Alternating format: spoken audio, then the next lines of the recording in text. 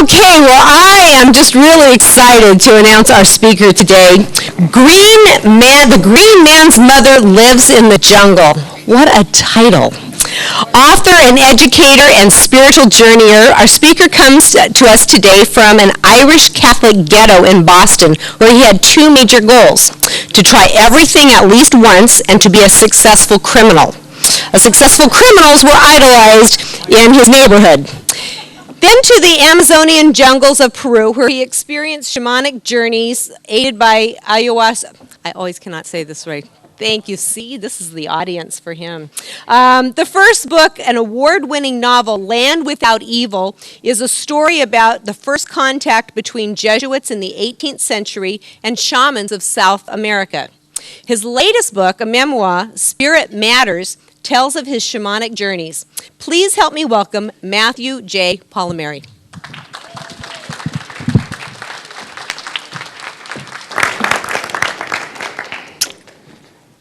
Thank you, everybody. Can you hear me okay? I've got this thing, and I'm not used to being a Cylon or one of those things. Anyway, I really appreciate everybody having me here. I appreciate all the work everybody's done, and I've really been enjoying the energy this morning of everybody. It's pretty hyped. I'm hyped on 2 cups of coffee myself, but it's another story. The title of my talk is The Green Man's Mother Lives in the Jungle, and I'm going to elaborate on that a little bit. But I want to ask, first off, I'm a little blown away by all the writers. I feel like I've time warped and I'm at a writers' conference. So if I look a little shell-shocked, don't mind that. Briefly, I've been teaching writing for 20 years at writers' conferences all over the place. And my specialty is fiction and dramatic writing. And through all that, I got to write a memoir, which I'll talk about in a little bit. But first, I want to ask, how many people here have not heard of Burning Man? Not heard of Burning Man? Okay, well, this is a fresh crowd. I can even use old jokes and everything. Burning Man is a art gathering. It's a week-long Labor Day weekend in Black Rock Desert in Nevada. And last year it was 42,000 people. And they set up a city. It's called Black Rock City. And there are all these huge and some not so huge art installations. And there are things like, there was this one thing where there were 2 tractor-trailer trucks, like tanker trucks, and they were welded together in a big S. I mean, that's one of them. Then they had like, 50-foot tall wire mesh people, and then they were all hooked up with like gas, and they were shooting jets at night. So it's like a 7-day rave. There's all these black lights, and they go out there and they set up this whole city, and it's a barter economy. You can't really sell anything. You can only trade, and everybody's supposed to contribute something. So I've been doing these podcasts with Lorenzo Haggerty, who was here some years ago with his book, Spirit of the Internet. And we set up an area called the Pod Cluster, where everybody camped. And it was a theme camp. So every year at Burning Man, they have a theme. And this last year's theme was the Green Man, which brings up lots of things. A couple more things I want to mention briefly about Burning Man is it's nuts. It's a very hostile environment. It's the desert. And a lot of these big installations, the Burning Man himself, and they do this big temple out of wood. And at the end of it, they burn them. And they had this big oil derrick, full size, with gas, and it's really crazy.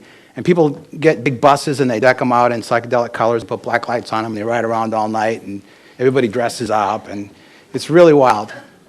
And I was resistant to go, but I got asked to go. So I went thinking about the Green Man's Mother Lives in the Jungle. And what does that mean? Well, my memoir, Spirit Matters, ends in the jungle.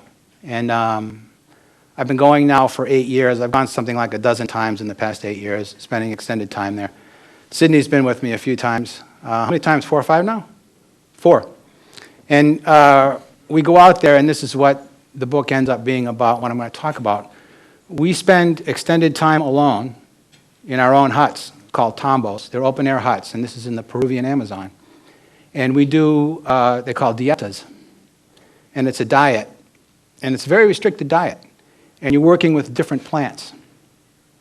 So all these different plants have spirits in the traditional terms, or different energies that work with you on multiple levels.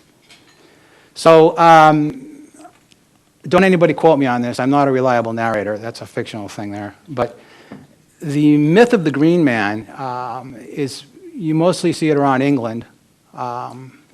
You've probably seen it in people's yards or at home and garden places, things like that. Is basically, you see like a face that's all leaves, and you see the eyes peering out. Well, the implication is sort of an other intelligence in the plant, or in the plant kingdom. It's tied in sort of vicariously with Pan. Everybody familiar with Pan? Nature spirits.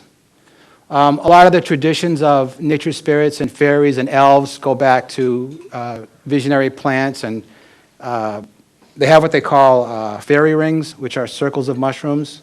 And all the mythologies, there's a lot of evidence of Alice in Wonderland, Lewis Carroll taking mushrooms. And you look at the Cheshire Cat smoking his hookah on a big mushroom, a little suggestive there. So, there is a rich tradition of it. So, in the jungle, there are more plants than you can imagine, and more ways to use them that you can imagine. And this knowledge is really being lost. And I won't get into all the ecological things. You hear it every day, and, what's your carbon footprint and all that stuff. But the brew ayahuasca is considered, they call it the mother of all the other plants. And actually, ayahuasca is a mixture of two different plants. There is Psychotria viridis, which they call chacruna, which contains DMT, which is the chemical that gives you a visionary experience. And then the actual ayahuasca vine itself, which is called the vine of the soul, the vine of death. It's Banisteriopsis caapi. Correct me if I blow this, Sidney, because he knows this stuff inside out. Which has MAO inhibitors. And MAO is monoamine oxidase, which is in your stomach. And it's part of the digestive process. So you could eat the Psychotria all day with the DMT in the leaves, and you'll never feel anything because the enzymes in your stomach will digest it before it becomes psychoactive. So with this ayahuasca brew mixed together, the MAO inhibitors in the vine inhibit the MAO in your stomach, and you drink the brew, and you feel the effects of the DMT. Now, these traditions that we work in, I've worked in 3 different traditions presently. Some with the Shipibo Indians, some with we work with the best ones, the ones that I've known Sydney through. These guys are mestizos. Does anybody not know what mestizo is? It's a mixed race. It's basically sort of maybe Indian and Spanish. There's a lot. People think there are tribes in the jungle, there are natives in the jungle, but it's not necessarily like you might see on Wild Kingdom or National Geographic. It's a little different. But there are people who have been living there knowing the traditions for years, and the traditions that we're working in are actually some of the most ancient. And the gentlemen that carry it on, the shamans, are really well versed in the plants and the knowledge. And I've had the honor of working with some of their mentors, which go back. This one old timer, Guillermo, says, I was a plant man, and my father was a plant man, and his father was a plant man, and it just goes way back. So one of the things that's always fascinated me about ayahuasca in particular is you have all these thousands of plants in the jungle. I'm telling you, they all look just about the same. You can start to learn the differences and the nuances, but how can these guys figure out of all these thousands of plants, to combine these two to get this experience? And their knowledge of neurochemistry and even quantum physics is just amazing. And what happened, one of the themes of Land Without Evil is the Western world came over, the colonial and the Spanish, and they basically said, I don't know what that is, or you're doing that, or you're being possessed by your ancestors, you're bad, and let's wipe it out, and if you do that, we're going to skin you alive or burn you, right? And they tried to suppress it, so it really went underground. But in the jungle, you can't conquer the jungle. Like the Incas got into the jungle, and they got into the jungle pretty deep, but you can't control anybody in the jungle. You really can't. There was a lot of bad things that went on in later years with the rubber traders and the history of South America and the rubber traders, which I won't get into. There's that movie, Fitzcarraldo, Werner Herzog, if I remember correctly, it talks about that. But those things happened, and you have colonialism and things in the missions that I wrote about. But you can't really civilize a jungle. It's very difficult. And there are these traditions that have been going on literally prehistoric, and the Incas adopted some of them. So when we go into the jungle, we do this dieta. And dieta, you know, Spanish for diet, but you're not only dieting in what you're taking into your system food-wise and nutrition-wise, and I'll get into that in a minute, but psychologically you're taking a break. When we go out to our tambos, there's a big thing of water, a couple of rolls of toilet paper, some candles, and a lighter. That's it. And we're out there for 10 or 11 days. And you know, you can bring flashlight and stuff and maybe something to read, but that's it. And you're by yourself with nature, and you're on this dieta, and sometimes, typically every other night, we meet in a group in a big round house. It's called a maloca. It's open air, the thatched roof, and we have ceremonies there with the shaman, with the ayahuasca. So we do a group ceremony, and even though it's a group ceremony, you're on your own journey. And one of the things that fascinated me, I first read about ayahuasca back in 1990 when I was researching a book I was writing. I was writing horror back then. And I was researching about shape-shifting and lycanthropy, which is the werewolf mythos. And it tied in with visionary plants in South America, which really got my attention because I have a history of altering my consciousness, which is in my book. But all the way from spinning myself crazy on the merry-go-round thing at the playground, right? And the hyperventilating and holding your breath. And, you know, when I was a teenager, I was sniffing glue and tried gasoline. That wasn't. And went through lots of things. And then I went through a period where I went through 13 years of nothing. I was a vegetarian for 23 years. I eat some chicken and fish now, but I was a vegetarian. I didn't take anything. I wouldn't even have coffee. If I had a headache, I wouldn't take an aspirin for 13 years. And through my research, I came full circle back to the idea of plants. Plants as healing, a visionary experience as a psychological exploration and a healing and a psycho-spiritual aspect, as opposed to, hey, let's get whacked. What do you got tonight, right? Wow, you know, did you see that? Give it some respectability. And the fact that it could have ancient roots, right? That our culture has really, right? So I went back into it with that mindset. And I researched at UCSD Library extensively. Part of when I wrote Land Without Evil came out of that research. But anyway, all those years I finally got to experience it for the first time 9 years ago. And one of the things they said about it is the first guy, I believe his name was Richard Spruce, and I think it was 1865, who first was in contact with it from the Western world. He called the active component telepathine, which really got my attention. And there were reports of telepathic experiences with it. And I've worked with it quite a bit now for 8 years. There was a period there for a few years where I was doing it about 30 times a year in different groups down in Peru, different places, and different traditions. And I've come to realize some things that it's taught me, and in my humble opinion, it's a very great teacher. In shamanism, it's considered the dark feminine. And let me just talk about shamanism for just a second. I can diverse and I can be here all day because I love this stuff. I've been studying it for years. But ultimately, shamanism is all about energy. I mean, it's great to hear you say the energy is really high in the room, and I'm like, you know, bzzz, yeah, right. Another cup of coffee, I can really feel it now, right? But it's all about energy, and shamans see everything as energy. So there can be energy in terms of I love you, or I'm angry at you, or any of those things.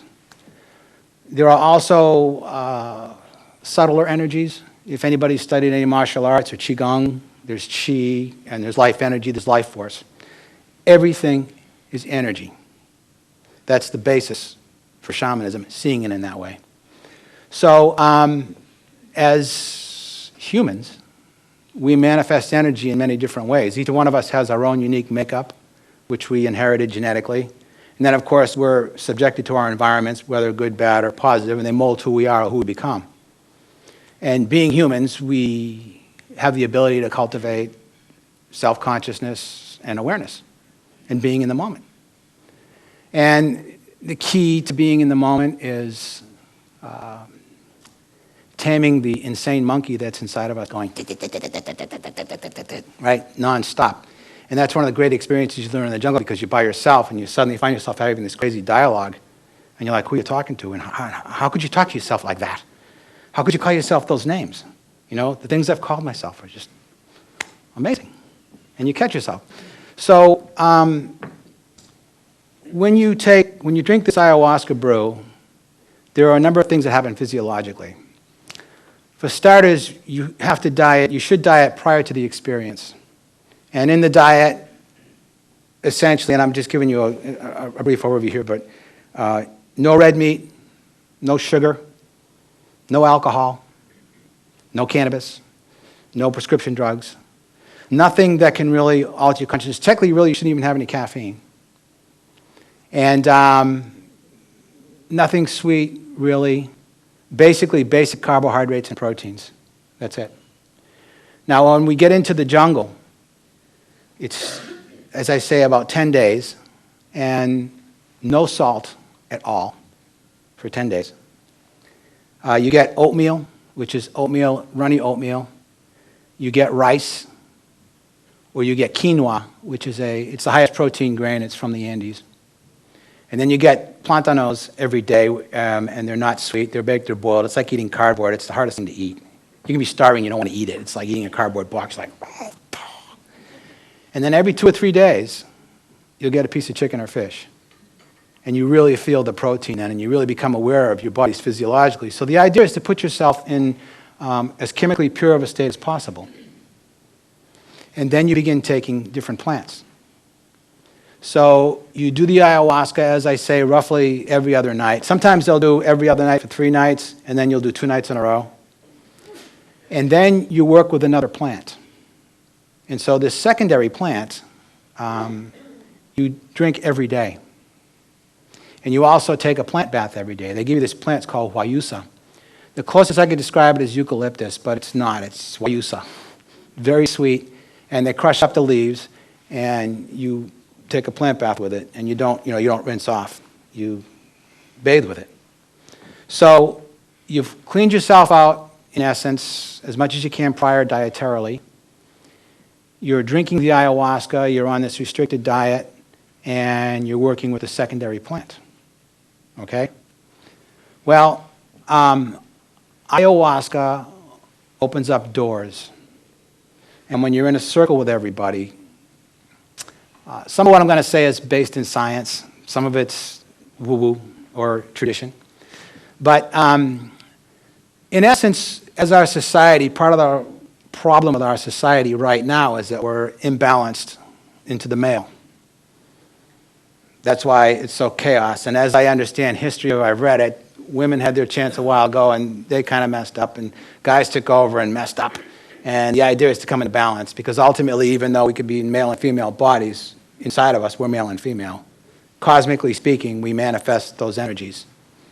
And to be a balanced individual is to be balanced in both your aspects. And myself personally, I had no feminine, which I'll get into in a minute. But you go into this experience with these people, and you really have your heart opened up. Now, there's logic, which is linear, right? Logic, processing, linear, left brain. There's intuition, which is superior. Because you can sit there and logically analyze something for days and hours and figure out something, but it's that flash of intuition where 60 facts or something could come into that one moment, and aha, right? That's intuition. And that, in my humble opinion, and through my experience, comes from the heart. So the heart is a connection to your right brain, which is your feminine, which is intuitive. So instead of leading with your left logic all the time, we all have, in my humble opinion as a society, we all have it backwards. We should be coming from our heart and from the right-hand side and following. And there are traditions, a lot of the Inca traditions say that the heart is actually superior to the brain, and that the heart, the body, and this is This is an ancient belief, especially with the Egyptians, but the body is a temple. Your body is a temple. And it's a map of the cosmos. And your heart is the sun that supports the life of the cosmos that you inhabit, which is a microcosm of the macrocosm. And this is all shamanism, by the way. So if your heart is your center of your solar system, it's connected to the sun, which gives life to our solar system. There's a wonderful poem by Hafez. It says, even after all this time, the sun never once says to the earth, you owe me. Look what happens with a love like that. It lights up the whole sky. So if you think about it, without the sun that many people take for granted, there's no life as we know it. So shamanically, you're connected from your heart to the sun, and then the sun goes to a bigger sun, it goes to the bigger sun, back to the source, and it's a transmitter of information. It tells the trees to grow. If we didn't have it, we would die, you know. So there's that connection that goes on. So some of the funny things about the right and the left brain. The left brain is logical processing, as I say. The right brain speaks in a different language. It's abstract. It's non-rational. Non-rational is feminine. And I don't mean like irrational women. I won't get into trouble with that. I know better than to talk about that. But it's not. It's a different way. So when you go to sleep at night and your conscious left brain is shut up for a while and your body starts to recalibrate, your right brain starts to come into play. And you have dreams. And sometimes you wake up and you have this most bizarre, what the hell was that, right? You're in these weird situations. Well, your right brain's talking to you in its language that's different. And if you spend any time working with your dreams, sometimes when you can really interpret a dream and you nail it and you know you nail it, it's really mind-blowing, the amount of information that's in there. And the information is presented symbolically. And symbolism is superior to language. Symbolism is a language, actually. But it's superior. And I'm into the language because I've been writing all these years. So, I'm really into this stuff. So, the opening of Spirit Matters, the prelude or whatever, is called A Waking Dream. And I called it that because when you take ayahuasca, in essence what you do is you turn on the right side of your brain. But your left side's still awake. But, you don't just turn on the right side of your brain. It's nitro, you know.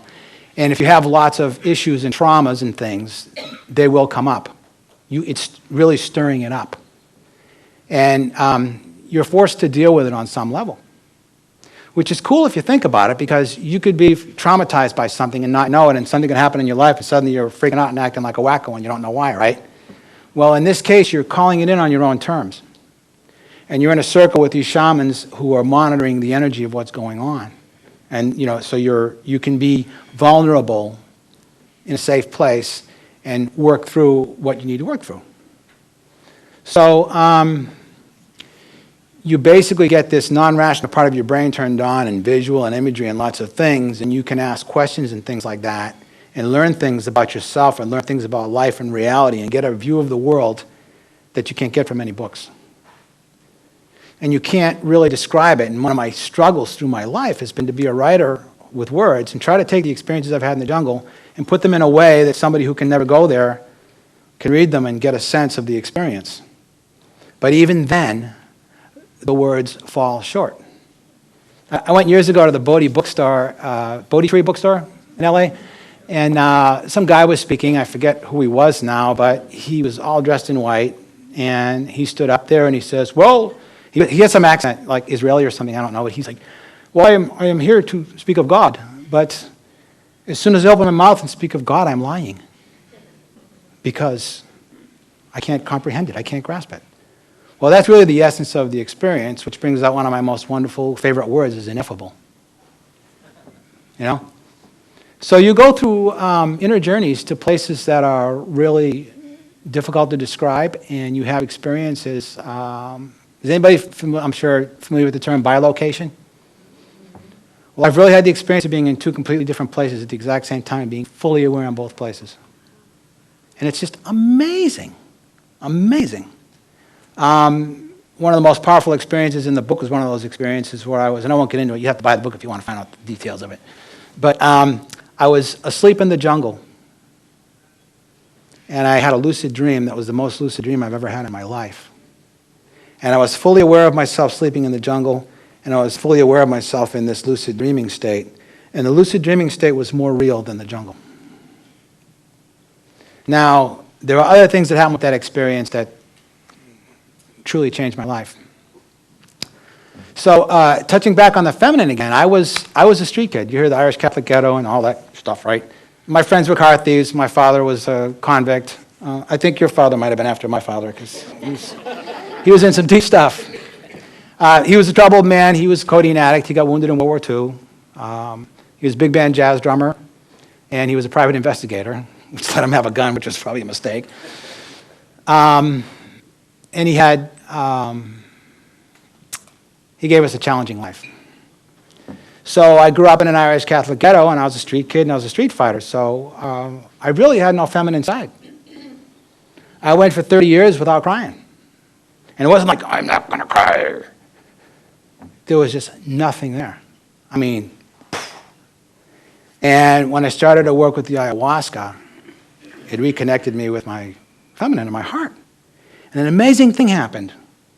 My intuition went, I mean, way up. Now, my mother, who's a big part of my book, she passed away about 4 years ago.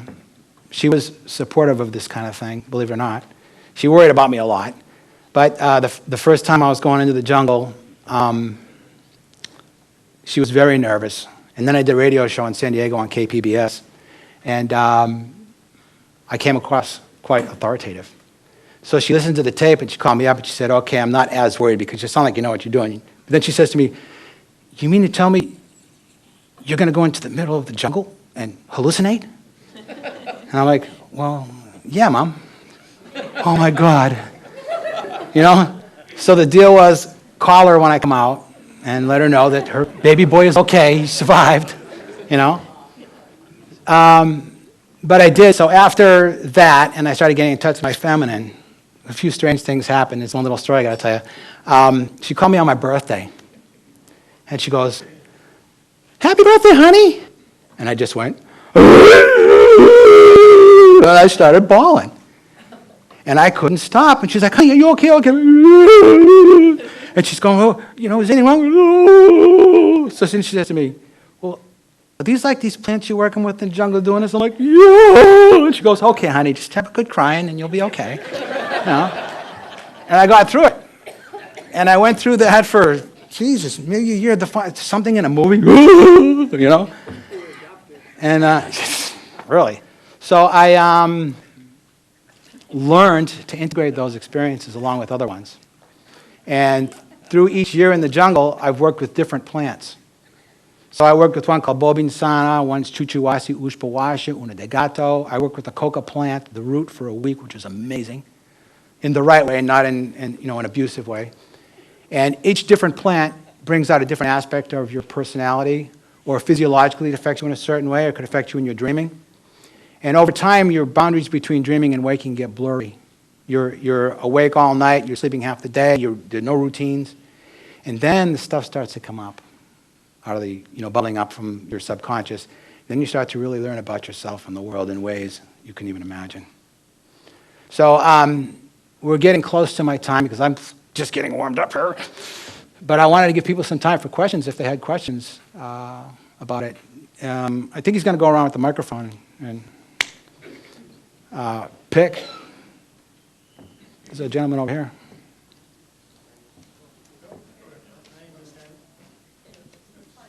Oh, sorry.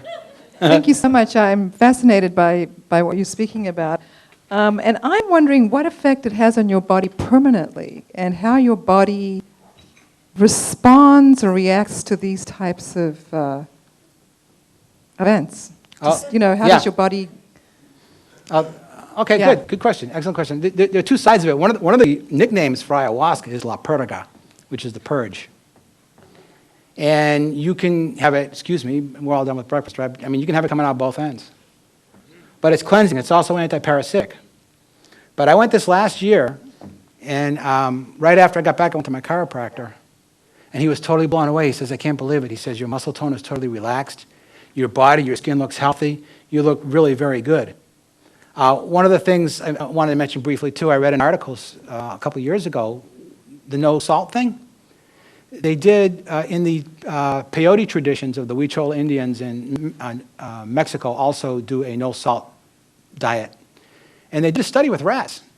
And they found that if they deprived them of salt for a certain period of time, and then gave them salt, that the neuronal structure in the brain grew quicker than normal. And one of the things that ayahuasca is known for doing is basically rewiring your brain. So positively from a health experience, it's quite good. You lose weight, you know, and you're breathing tropical air, and it's humid, so you're sweating a lot, you're drinking a lot of water, you're sweating your body. It's a purification process on all levels, both physiologically, spiritually, psychologically. It's clearing out what's no longer serving you. Yeah. Sir?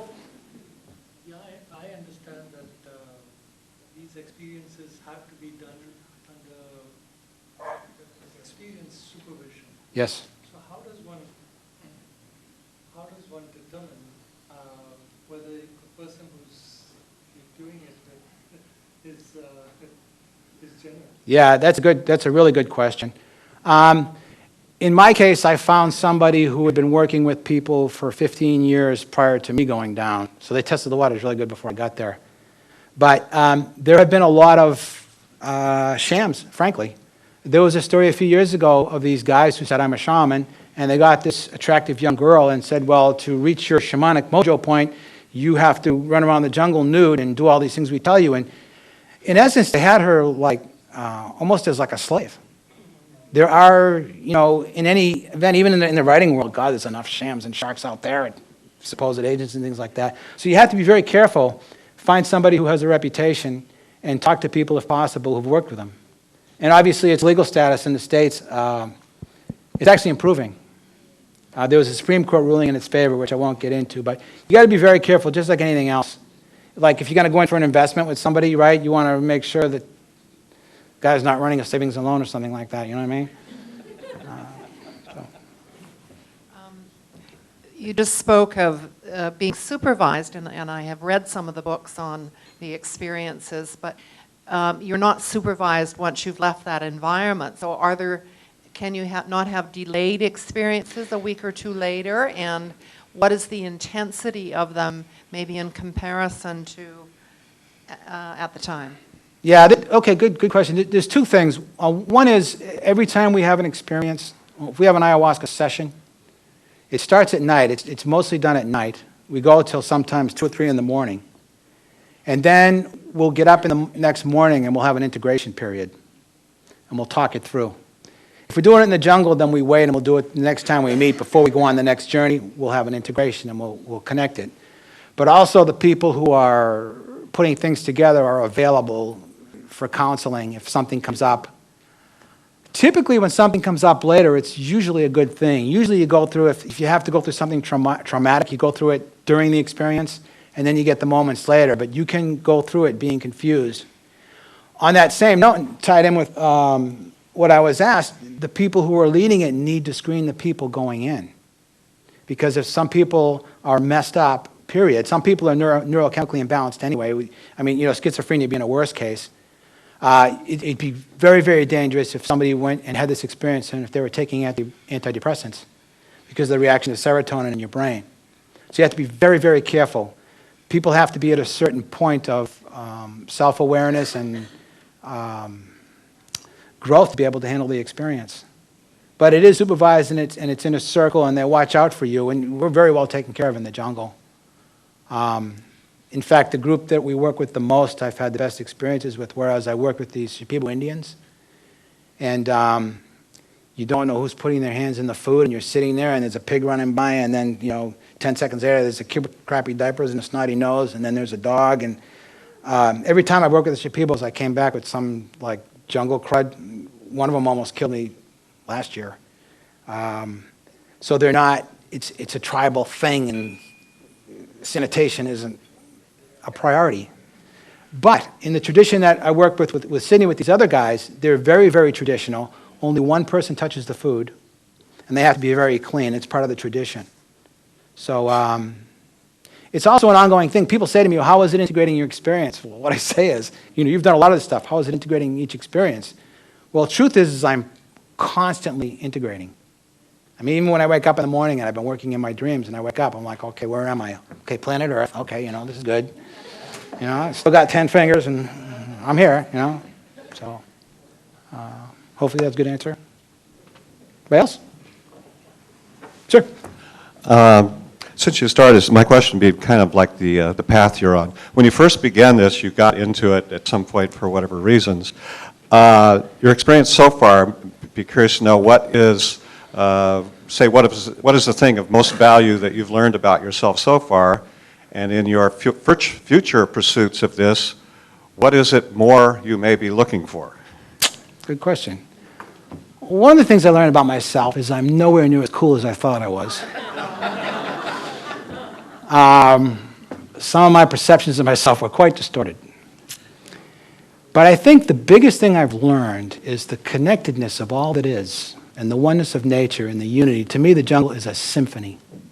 I mean, when you really get into these highly aware states, you've been doing ayahuasca, and you're like 7 or 8 days into this dieta, every little thing, you can be laying there, pitch dark, and the jungle's always noisy. In fact, the song that was playing in the background, I hear it very much, a friend of mine, it's called Ayahuasca, and it starts with the jungle, the noises of the jungle.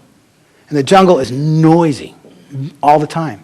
So you can be laying there in complete darkness, and you'll hear just a slight shift in the nuance of the noise, and sunrise is coming. I've also had the experience of I was laying there, this happened to me more than once, I'm laying there in my bunk, and suddenly somebody pops into my mind, I sit up, and I look, and they'll come over the hill. And I will not have heard them. Those kind of things. I've been taking more of an active role in starting to lead sessions with people and help people through the experience because I've now had a lot of experience with it. And I know the territory. And with this medicine, there's a bit of an unpredictability with it, which personally is one of the things I like. But I've also found that it takes you through different levels of learning. Like I've gotten to a point where I thought, okay, great, I've seen all these colors and all these things, but I'm not really getting anything else, so maybe I'm done with it. And then something will happen. I'll get kicked to this whole new level, and suddenly, whoa, I find that I could have an experience, and it'll flash me back to an experience I had 3 years ago, and it'll suddenly make sense. It also has, I believe you can time travel and change the past. This will be a good closing note. What I mean by it is when you go through an experience when you're younger, you're reacting, especially when you're very young, you're just reacting. You don't know. Worst case is, multiple personality. Every case I've ever studied has come from molestation, which is a trauma that is so terrible that the personality splits in order to deal with a situation that's totally untenable. So in this case where you're digging things out and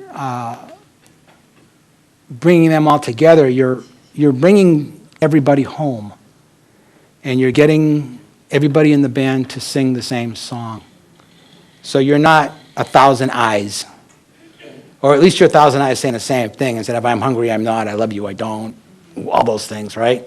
It's about integration, and then the more these different aspects of yourself are coming home to roost, so to speak, guided by your higher self, truly the more aware you become, because you're not off in other places thinking about, oh, I need to go to work, or I need to do this, or meet that person. You're really fully present in the moment. So it brings you together and connects you with the world, and connects you with reality, and connects you with people through the heart in most incredible ways. Oh. One more question? Yes? What about LSD and the differences that might have? I know one's chemical and one's plant, Yeah. but in terms of the effects and That's one of my favorite subjects. Mine too. I grew up in Boston, and in something like 71, we used to get this 4-way LSD made at MIT by this guy by the name of My Favorite Martian. And I had wild experiences, which are in my book. But to me, these things can be tools for exploring consciousness. But for me, the primary difference between LSD and ayahuasca is that LSD is primarily an amplifier. If people freak out, have a bad trip, and I had a bad trip, I had bad acid. Well, no, you had something that was suppressed that came out. It's really what happened. And maybe you did it with somebody who didn't know what they were doing. But LSD is basically an amplifier, and it can amplify all that. Ayahuasca, on the other hand, has an innate intelligence to it. Just like MDMA is considered what they call an empathogen. You could feel things. And then there's LSD, which could be a hallucinogen. But mushrooms, and primarily ayahuasca, have an innate intelligence. And ayahuasca is considered among people to be really the top plant medicine in the world. And again, from a prehistoric tradition. So it's the level of innate intelligence. Other people call ayahuasca the lady, and it's a dance with the lady. But you don't want to piss her off, I'm telling you. She'll whip your butt. Yeah. Okay. Okay, thank you, everybody. Thank you. Yeah.